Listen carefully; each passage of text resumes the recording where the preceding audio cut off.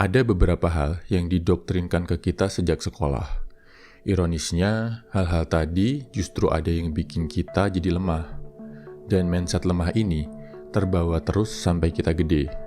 Kita bahas ya bro, karena lo udah tahu, pastiin adik-adik or anak-anak lo besok gak terdoktrin konsep yang sama.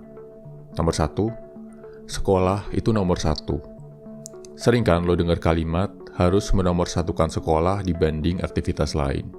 Padahal sekolah itu cuma satu dari sekian banyak tempat lo bisa belajar. Gara-gara konsep ini, kita jadi ngerasa kalau pencapaian terbesar itu adalah kalau kita bisa perform bagus di sekolah. Nggak mikir ada hal-hal lain yang jauh lebih hebat yang bisa dikerjain di luar sekolah. Kalau ada pun, jadi malas ngelakuinnya karena takut ngeganggu sekolah. Dan yang lebih parah, kita jadi didoktrin untuk terbiasa datang pagi, pulang sore, seharian duduk di belakang meja, ngikutin instruksi dari orang lain. Jadinya ketika kita gede, kita ngerasa jenjang karir yang paling aman itu ya kayak sekolah. Datang pagi, pulang sore, duduk di belakang meja. Nomor 2, meminta itu hal yang gak baik. Di dunia nyata, kalau lo mau sukses, lo harus berani minta.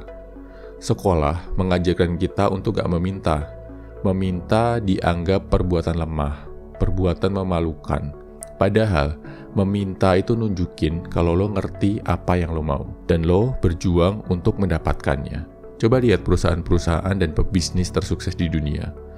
Mereka adalah yang bisa minta modal besar dari investor, yang bisa meminta rekan bisnis buat jalin kerjasama.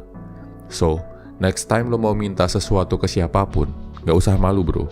Gak usah mikir takut ditolak. Ditolak itu biasa, gak ada ruginya. Kalau permintaan lo diterima, jackpot bro.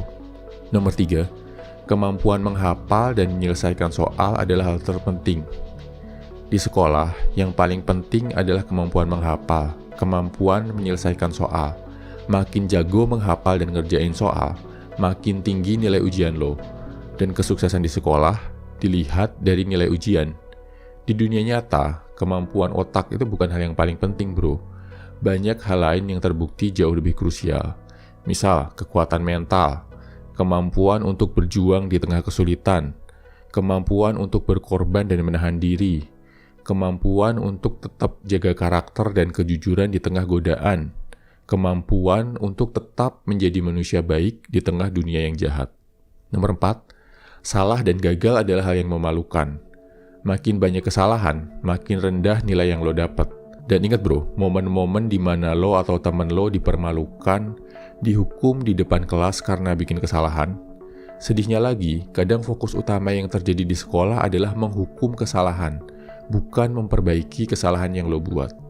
Akibatnya, ketika gede, kita banyak takut ngelakuin sesuatu.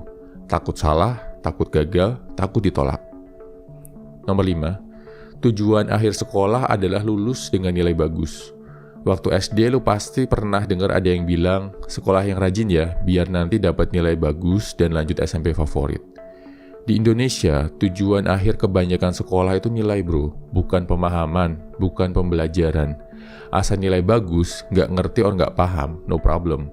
Karena mendewa-dewakan nilai, akhirnya banyak yang menghalalkan segala cara buat dapetin nilai bagus. Ada yang nyontek, ada yang nyogok, bahkan ada sekolah yang bagi-bagi bocoran biar siswanya lulus. Hal ini nih yang bikin banyak orang di Indonesia nggak bisa bahasa Inggris. Padahal belajar bahasa Inggris udah 9 tahun, dari kelas 3 SD sampai kelas 12 SMA. Hal ini juga yang bikin banyak koruptor, karena udah dikondisikan untuk main curang sejak sekolah. Or banyak kasus hamil di luar nikah, padahal udah dijelasin tentang sistem reproduksi di pelajaran biologi dengan jelas. Oke bro, mari kita berharap sistem pendidikan di negara kita bisa lebih baik lagi. Dan karena lo udah tahu beberapa hal yang gak bagus, segera tinggalkan ya bro. Semangat!